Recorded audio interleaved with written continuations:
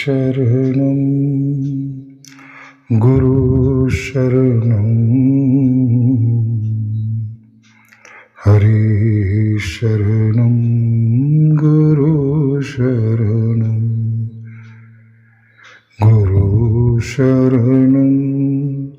हरि शरणं हरि शरणं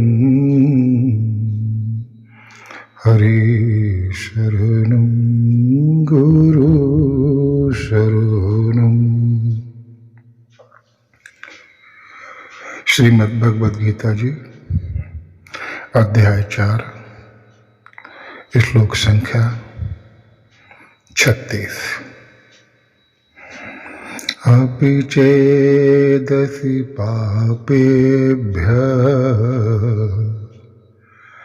सर्वेभ्यः पापकृत्तमः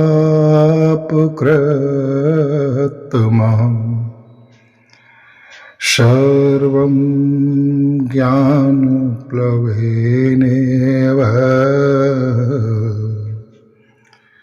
ब्रजिनं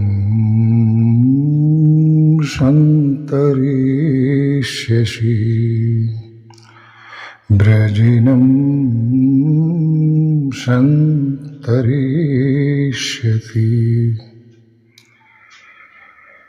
यदि तू अन्य सब पापियों से भी अधिक पाप करने वाला है तो भी तू ज्ञान रूपी नौका द्वारा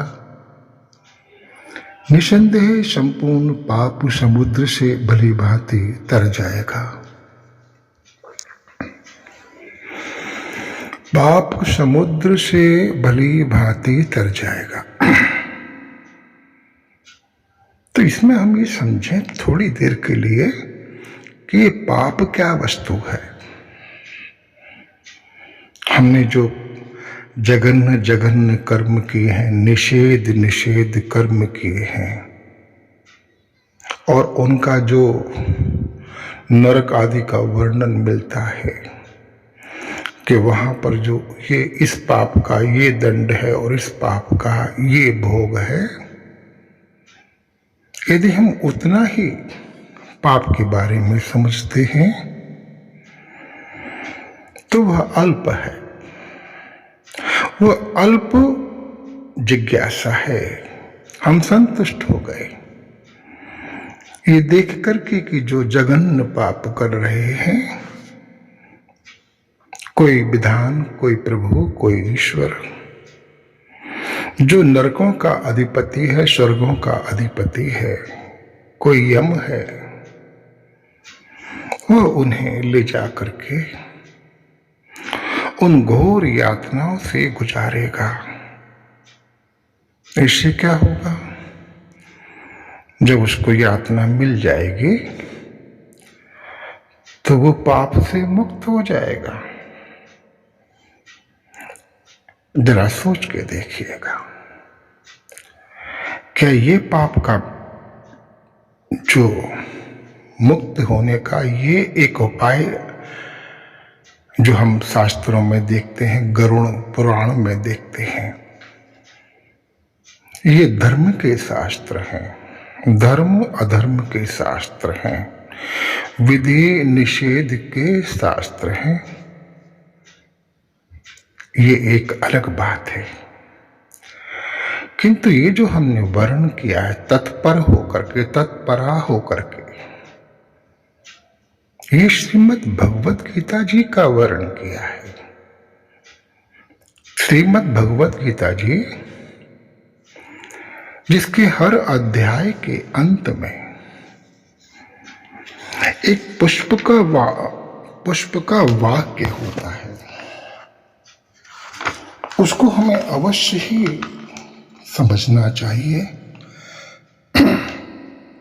तो फिर हमें समझ में आएगा कि हम किस वस्तु का वर्णन कर रहे हैं और क्यों कर रहे हैं।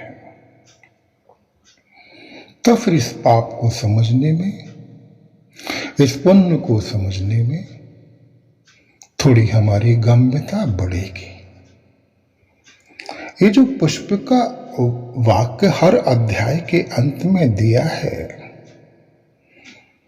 तो हमारे जो प्रमुख प्रमुख महान आचार्य हैं, चाहे भगवान शंकराचार्य जी हों, चाहे रामानुजाचार्य जी हों, रामानंदाचार्य जी हों, माधवाचार्य जी हों, निम्बारकाचार्य जी हों, इन सभी ने ये जो विशेषण दिए हैं इस पुष्प का वाक्य में है, उन सबसे सहमत हैं और बिल्कुल उचित मानते हैं। उनमें किसी में भी कोई मतभेद नहीं है। कुछ आचार्यों के मन में जो अध्यायों के नाम हैं उसको लेकर के तो थोड़ा मतभेद है, किंतु ये जो 5 विशेषण दिए हैं इस श्रीमद् भगवत गीता को लेकर के, उसमें कोई मतभेद नहीं है और सबने इसको उचित और श्रेष्ठ विशेषण की तरह से अपने सारे भाष्यों में उपयोग किया है। क्योंकि ये अंतिम हर अध्याय का वाक्य होता है तो इसको हम फौरी तौर से पढ़ते भी हैं और नहीं भी पढ़ते हैं और आगे के अध्याय में प्रवेश कर जाते हैं तो नहीं ध्यान दे पाते। आज कोशिश करते हैं कि इसको देखें कि इसके 5 विशेषण क्या हैं। ओम तत्सदिति श्रीमद्भगवत गीता सु उपनिषत्सु ब्रह्म विद्यायां योग शास्त्रे श्री कृष्णार्जुन संवादे ज्ञान कर्म संन्यास योगो नाम चतुर्थो अध्याय। श्रीमद् भगवत गीता ये श्रीमान भगवान के श्रीमुख से निकला हुआ ये गीत है। उस परमात्मा प्रभु की वाणी है जो सर्वसमर्थ है, जो सर्वव्यापक है, जो तृण को पर्वत और पर्वत को तृण करने में सामर्थ्य रखता है। उस प्रभु की वाणी है एक विशेषण। दूसरा उपनिषत्सु मतलब ये जो वेदांत है, वेदांत मतलब वेदों का वह अंतिम निर्णय निष्कर्ष जो उन्हीं के अंश हैं, उन्हीं के भाग हैं। उपनिषद ये उसकी महिमा, उसका रस, उसका सत्व जिसको हम बोलते हैं घन सत्व, जिसके भीतर समाया हुआ है, ये वह भगवत गीता है। 2 ये ब्रह्म विद्या है, ये धर्म विद्या नहीं है, ये कर्म विद्या नहीं है। ये जो शास्त्र है ये धर्म को सिखाने के लिए, आचार विचार को सिखाने के लिए, विधि निषेध के बारे में बहुत स्पष्ट करने के लिए ये शास्त्र नहीं है। ऐसा नहीं कि उनका विरोध है इस शास्त्र में, सब है। आचार विचार है, विधि निषेध है, काम निमित्तिक सभी सारे तरह के कर्मों की व्याख्या भी, कर्म की, अकर्म की, विकर्म की, सबकी व्याख्या है। लेकिन जो लक्ष्य है भगवत गीता का वह ब्रह्म विद्या है, वो अल्टीमेट नॉलेज है जिसको प्राप्त करने के बाद किसी अन्य विद्या की आवश्यकता नहीं रहती। और ये वह ब्रह्म विद्या है जिसको प्राप्त कर लेने के बाद भगवान कहते हैं कि उसके सारे काम पूरे हो जाते हैं। कृष्ण कर्म कृत, सब कुछ जो भी करने योग्य था वह सब पूरा हो जाता है। ये वह ब्रह्म विद्या है। तो हम जो तलवार है हमारे हाथ में उससे मच्छर मर सकता है,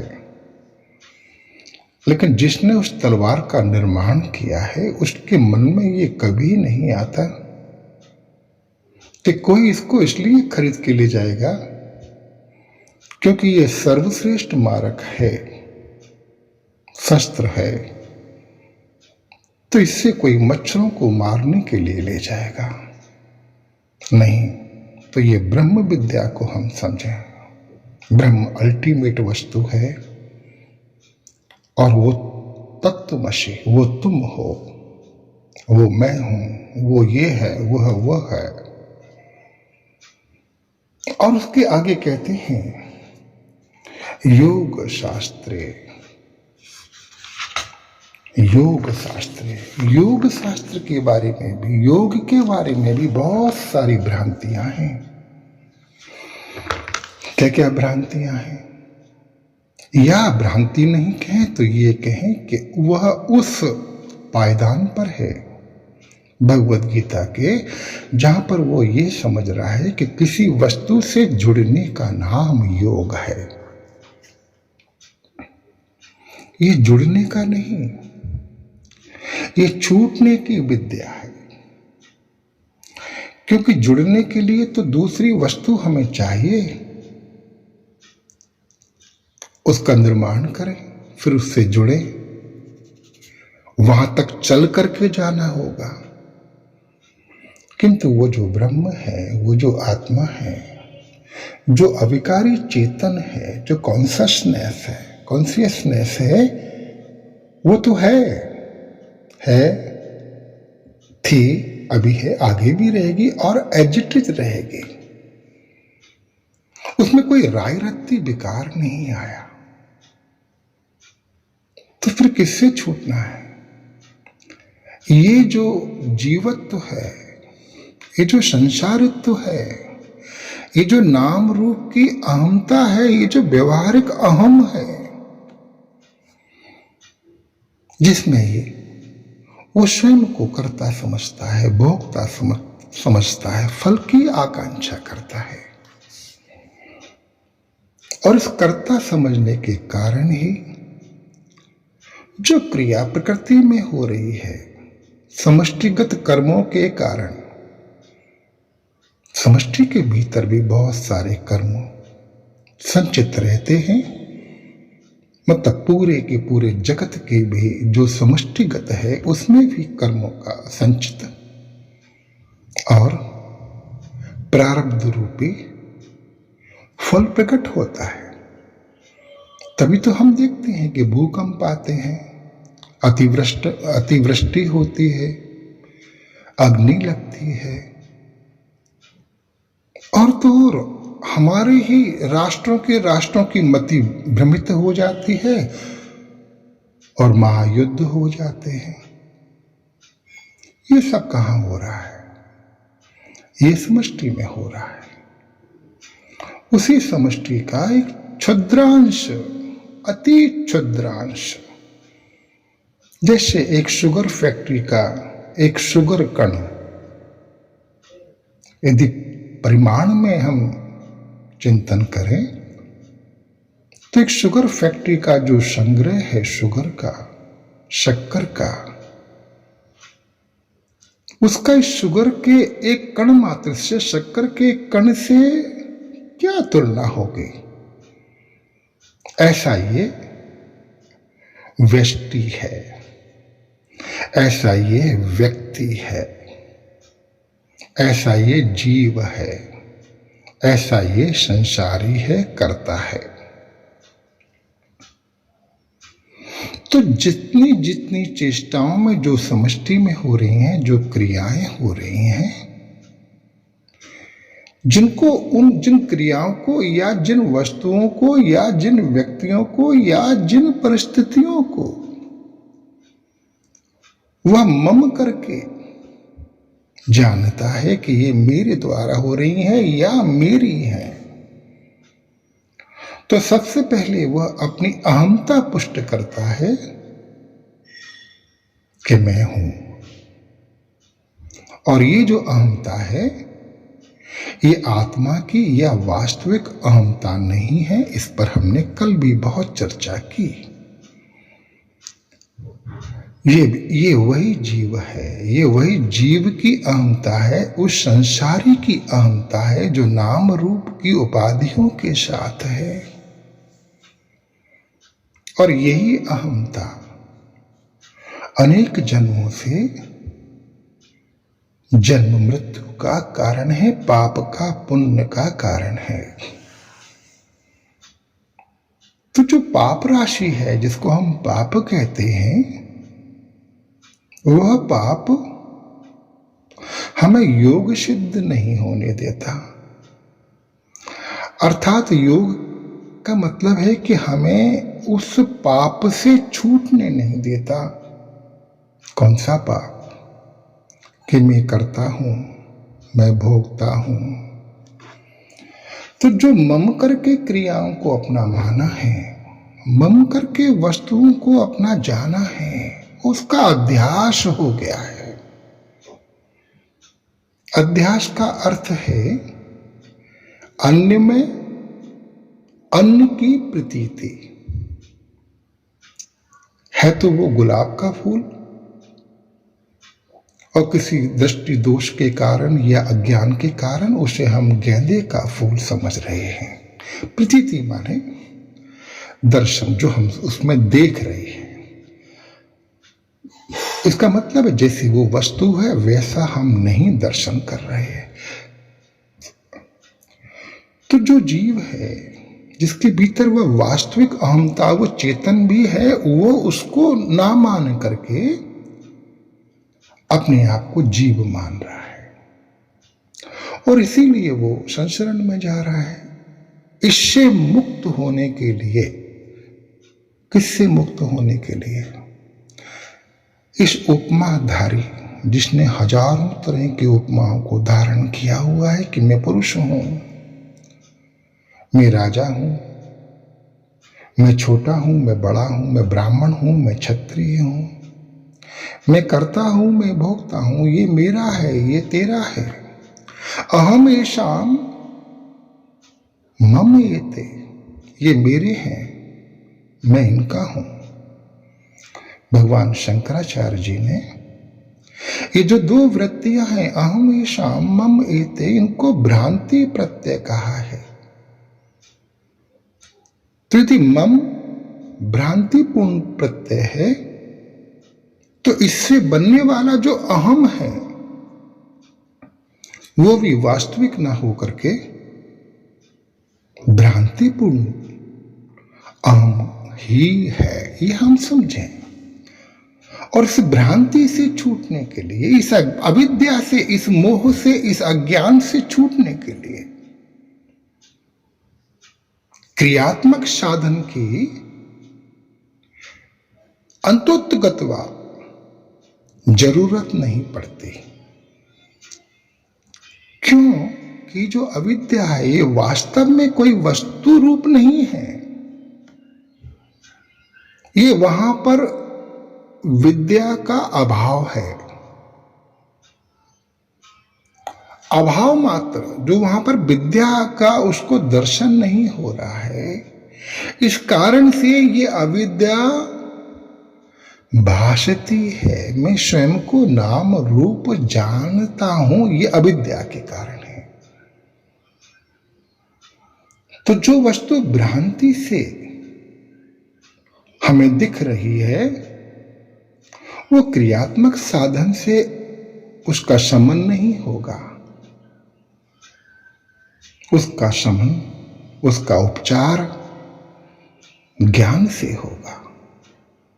वेदांत में एक सर्वविदित उदाहरण है कि रज्जु में सर्प, रस्सी में सर्प की भ्रांति होना, प्रतीति होना, ये भ्रांति का विषय है, अज्ञान का विषय है। वहां पर जो नेत्र प्रमाण है वे अपना पूर्ण कार्य नहीं कर पा रहे हैं, कुछ धुंधल का सा है, वह स्पष्ट ज्ञान नहीं है, इसलिए वह रस्सी सर्प रूप में भासती है। अब इस सर्प को नाश करने के लिए हम बहुत सारे क्रियात्मक साधन करें, तब जाकर के वो सर्प मरेगा और हमें जाकर के ऋषि रूप में जो अधिष्ठान है वह प्राप्त होगा, ऐसा नहीं।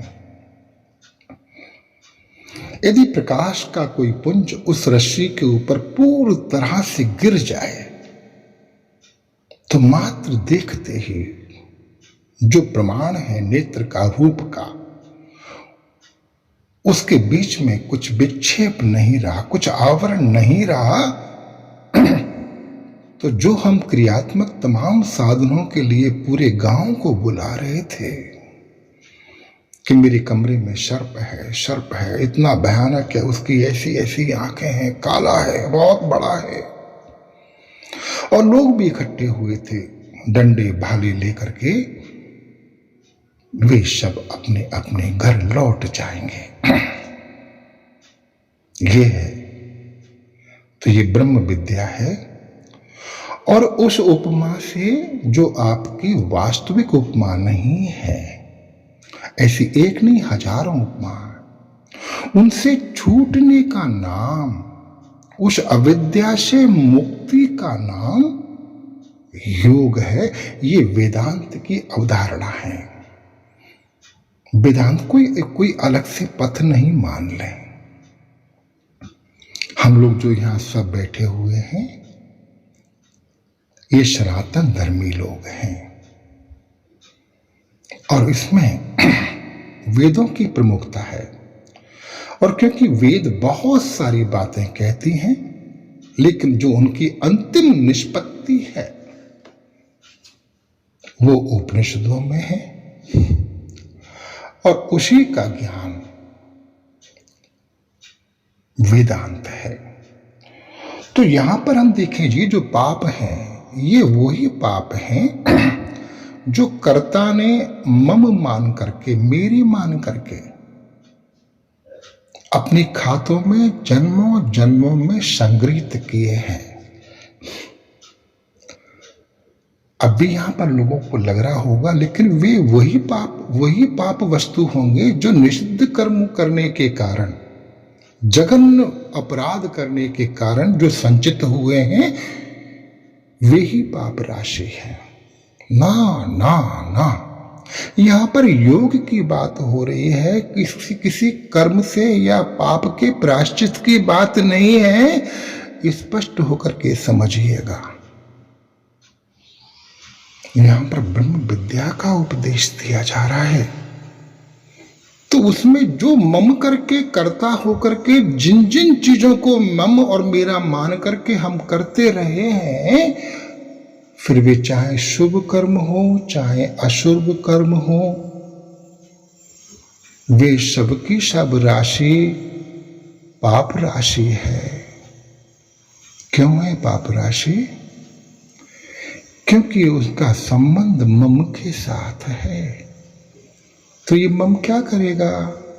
मम ये करेगा कि उस राशि को नष्ट नहीं होने देगा, और हमें उन जो प्रकृति में कर्म हुए थे, चेष्टाएं हुई थी, उनको भ्रांति के कारण, अज्ञान के कारण अपनी मान करके जो मैं ये दुख भोग रहा हूं, कौन सा दुख?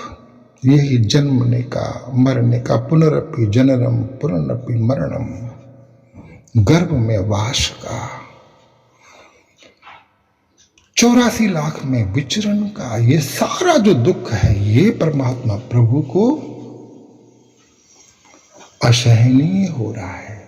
जो परमात्मा प्रभु अवतरित हैं, अवतार में हैं, सगुण हैं, वो अर्जुन को माध्यम बना करके जीव मात्र के लिए, खास करके मनुष्य मात्र के लिए, ये ब्रह्म विद्या रूपी योग शास्त्र हम सबके लिए दे रहे हैं। तो शुभ से और अशुभ से दोनों तरह के जो कर्म हैं, जिसमें कर्ता करने वाला है, मैं करने वाला हूं, मैंने दान किया है, मैंने उपकार किया है, क्योंकि मैं दास हूं, तो कौन दास है? ये शरीर की अहमता, ये मन की अहमता, ये बुद्धि की अहमता वहां पर स्थापित ही है। तो फिर ये सब की सब अभी अविद्या के रूप में है। अच्छा, एक मैं थोड़ा सा दृष्टांत या दर्शन देना चाहता हूं, देखना चाहता हूं। महावीर स्वामी दिगंबर थे, दिगंबर हो गए। तीर्थंकर होने के पूर्व वो दिगंबर नहीं थे, हमारी तरह से व्यक्ति रहे होंगे। मतलब बहुत सारे आवरण को धारण करने वाले रहे होंगे। कौन से आवरण? कपड़ों के आवरण, पैंट शर्ट, धोती कुर्ता, बस उनको छोड़ने से वो दिगंबर हो गए और उनकी इतनी महानता हो गई। हजारों पागल नंगे घूम रहे हैं, हम उनको नमन नहीं करते। महावीर स्वामी को क्यों नमन करते हैं? क्योंकि वे सारे के सारे आवरण जो उपाधिगत थे, मम करके थे, वे सब के सब ज्ञान के कारण गिर गए। ये है योग कि जो वस्तु आपकी थी नहीं, आप है नहीं, जिसके कारण भी इतना दंश है, वहां रस्सी में सर्प है नहीं,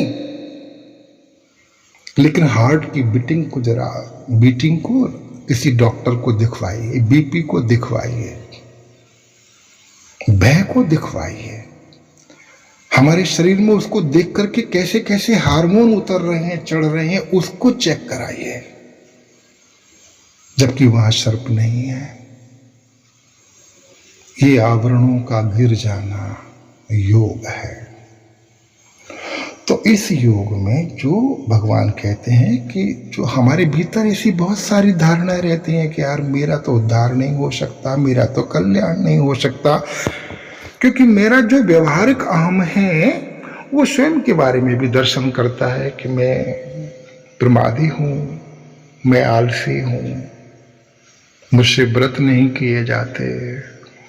मैं देखता हूँ इतने संत हैं, महात्मा है, इतना इतना जप करते हैं, इतना इतना भजन करते हैं, ऐसे ऐसे परिक्रमा करते हैं, दंडवती परिक्रमा करते हैं, 1000 बार एक ही स्थान पर दंडवत करते हुए गिरिराज जी की परिक्रमा करते हैं। तो फिर मेरे भीतर आता है कि नहीं, मैं उस मुक्ति का, उस अशुभ से मुक्त होने का अधिकारी नहीं। क्यों? कि मैं स्वयं को पापी मानता हूं। ये भगवान जानते हैं। क्यों जानते हैं भगवान? भगवान द्वारका में रहते हैं या वृंदावन में रहते हैं। ये अलीगढ़ वाले के बारे में कैसे जानते हैं? ये दिल्ली वाले के बारे में कैसे जानते हैं? क्योंकि वो प्रभु 13वें अध्याय के दूसरे श्लोक में ये घोषणा कर चुके हैं। जाकर के देखें हम लोग कि जितने क्षेत्र हैं, जितने मनुष्य हैं, जितने जीव हैं, पेड़ पौधे हैं, उनमें अंतर्यामी होकर के, या जो वहां पर शब्द दिया गया है क्षेत्रज्ञ होकर के मैं रहता हूं। तो जो घट का वासी है वो किस घट के बारे में नहीं जानेगा, इसलिए सावधान कर रहे हैं अर्जुन। इस उपमा को, वैसी तुम्हारी हजारों आवरण की उपमाओं को तुम धारण कर चुके हो कि तुम क्षत्रिय हो, फला हो। अब अपने आप को इस उपमा से और सुशोभित कर लो कि मैं पापी हूं, तो मैं तुम्हें आश्वस्त करता हूं। क्या आश्वस्त करते हैं प्रभु? कि यदि तुम ये भी मान लो कि छोटा मोटा पापी नहीं, जितने पाप करने वाले हैं, मतलब चंगेज खान से भी बड़े, कंस से भी बड़े, रावण से भी बड़े, यदि तुम पापी हो तो भी तुम इस ज्ञान रूपी नौका को में बैठ करके इस कर्म समुद्र को सम्यक रूप से पार कर जाओगे। सहजता से पार कर जाओगे। देखिए कितनी बड़ी बात है। ज्ञान प्लवनेन मतलब ज्ञान रूपी नौका, सर्वम ब्रजनम, ब्रजनम माने उन पाप राशियों का जो समुद्र की यहां पर बात की है। ब्रजनम माने समुद्र, कर्मों का समुद्र, पापों का समुद्र। समुद्र क्यों कहा? वृक्ष कह देते, कोई रोड कह देते कि इतने बड़े पथ को पार कर जाओगे। समुद्र कुछ और नहीं, अनंत अनंत जल बिंदुओं का संग्रह की राशि का नाम समुद्र है। तो पाप समुद्र कहा मतलब अनंत अनंत जन्मों के अनंत अनंत कर्म राशियों का जो संग्रह है वो हो। ये पाप रूपी ये कर्मों का संग्रह ये समुद्र है, और तू इससे ज्ञान की नौका में बैठ करके आराम से पार हो जाएगा। मतलब ये जो हजारों उपाधियां हैं, नाम रूप की, अहम की, मम की, फिर याद दिलाता हूं उस व्यवहारिक अहम की, वो ज्ञान को प्राप्त करते ही सबकी सब गिर जाएंगी और आप उस अवस्था को प्राप्त करेंगे जो महावीर स्वामी की अवस्था है। दिगंबर हो गए, आवरण रहित हो गए।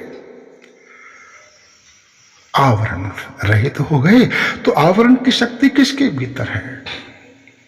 माया के भीतर। माया की दो मुख्य शक्तियां हैं, आवरण और विक्षेप, उपद्रव और आवरण करना। तो मतलब आप माया से मुक्त हो जाएंगे। ऐसी जो अद्भुत वाणी भगवान के श्रीमुख से गीत में हमें मिल रही है, यदि हम उसको वैसा का वैसा नहीं समझने की चेष्टा करते हैं, मैं चेष्टा शब्द कह रहा हूं, ऐसा नहीं कि हम उसको समझ ही जाएंगे, वो तो भगवान की अनुकंपा, जो अनुकंपा है उस पर ही निर्भर है, अंतर्यामी, कि जब हम सुनने लगेंगे। तो कब सुनने लगेंगे अंतर्यामी की? अभी तक क्यों नहीं सुनी अंतर्यामी की? इसीलिए कि जो भगवान ने इतने सारे यज्ञ बताए हैं उसमें अंतःकरण की बात आती है। अंतराकरण निर्मल हो जाए, क्या होगा? ये तो ज्ञान है, ये तो करण निरपेक्ष है, स्वयं का स्वयं से होता है, इसमें करणों की कोई आवश्यकता ही नहीं है। ऐसा हम सुनते रहते हैं व्याख्याकारों से, टीकाकारों से, आचार्यों से। क्या श्रवण की जरूरत है, क्या मनन की जरूरत है, क्या निधिध्यासन की जरूरत है? ये ज्ञान तो स्वयं के स्वयं का स्वयं से होता है।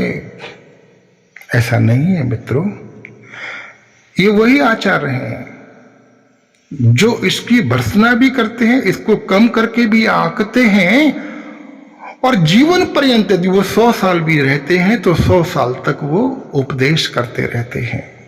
गीता के ज्ञान का उपदेश करते हैं, रामचरितमानस का उपदेश करते हैं, भागवत जी का उपदेश करते हैं, और सत्संग में आने का सब जीवों के साथ में, साधकों के साथ में बहुत आग्रह करते हैं। तो श्रवण तो उनके लिए भी साधन है। किस लिए श्रवण कर रहे हो? वहां पर भी नित्य सत्संग करते हैं लोग गीता पर, 40 साल से 50 साल से सत्संग कर रहे हैं। तो इतनी सी बात हमें क्लियर नहीं हुई कि ज्ञान की क्या महिमा है, कि कर्म क्या वस्तु है, कि अकर्म क्या वस्तु है, कि विकर्म क्या वस्तु है। हाँ, क्लियर नहीं हुई, इसको कोई बड़ा भारी अपराध नहीं माने। भगवान ने ही कहा है कि कर्म, अकर्म और विकर्म की जो गति है उसको जानने में जो विद्वान, जिनको भगवान विद्वान मानते हैं, जो बुद्धिमान हैं, वे भी मूढ़ हो जाते हैं, नहीं समझ पाते हैं। लेकिन यहां पर जो आचार्यों की अनुकंपा से, मनन की अनुकंपा से, अंतर्यामी की कृपा से, ये जो मनन है ना, ये मैं आपके सामने रख रहा हूं। यही सत्य है ऐसा मैं कभी नहीं कह सकता। मैं इसका अधिकारी कभी नहीं हूं, कम से कम अभी तो नहीं हूं। अभी तो जो श्रवण किया है, जो अध्ययन किया है, जो मनन किया है, वो मनन करते करते मैं उसको बोल गया, अलग से नहीं। जो अंदर मनन हो रहा है वो लाउड थिंकिंग की तरह से इसका प्रयोग किया है। इसको प्रवचन मत मान लेना, ये आपका भी अपराध हो जाएगा। और यदि मैं मानता हूं कि मैं प्रवचन कर रहा हूं तो मेरा भी अपराध ही हो जाएगा, क्योंकि प्रवचन को कुछ श्रेष्ठता से लिया गया है। ये तो लाउड थिंकिंग, लाउड मनन करने की एक प्रक्रिया है जो नवदा भक्ति में भगवान प्रभु ने हम सबको, सबरी को वो ज्ञान देते हुए दी थी। उसको वहां जाकर के देखें, समझें। तो यहां पर ये बात क्लियर हुई कि पाप राशि को पार करने के लिए, पाप समुद्र को पार करने के लिए, तो तुम्हारे भीतर कोई भी ऐसी धारणा या उपमा और धारण मत कर लेना कि मैं उस मुक्ति का अधिकारी नहीं हो सकता, उस अशुभ से मुक्त होने का मैं अधिकारी नहीं हो। अरे अर्जुन, तुम नहीं होगे अधिकारी तो फिर दुनिया में कोई अधिकारी नहीं हो सकता। जो दूसरे अध्याय में यह घोषणा कर चुका है कि प्रभु इस राज्य की क्या बात करते हैं, तीनों लोगों का आधिपत्य भी मुझे मिले तो मैं अपना समाधान, अपनी वो शांति नहीं देखता जो ऐसे शिष्यत्व की सिद्धि के साथ में, ऐसे परम वैराग्य के साथ में वहां उपलब्ध है। और ऐसा जो वैराग्य है वही कर्मयोगी को होता है, जो कर्मयोग में संसिद्ध हो गया है। लेकिन वह कर्मयोगी, वह भक्त जो भगवान का अतिशय भक्त है, जो अहिर्निश से, रोम रोम से कृष्ण कृष्ण का जाप करता है, वही तो शिष्यत्व की सिद्धि को उपलब्ध होगा, इस ब्रह्म विद्या के लिए अधिकारी होगा। उसी को तो ये ब्रह्म विद्या दी जाएगी। लेकिन अनुकंपा के कारण, कृपा के कारण, प्रभु की करुणाशीलता के कारण, वेद व्यास जी की करुणा के कारण, भगवान संजय को जो वरदान प्राप्त हुआ था उसके कारण ये हम सबको भी प्राप्त हो रही है। इसका बार बार कोटि कोटि धन्यवाद देना ही चाहिए। हरि शरणम, हरि शरणम, हरि शरणम, हरि शरणम।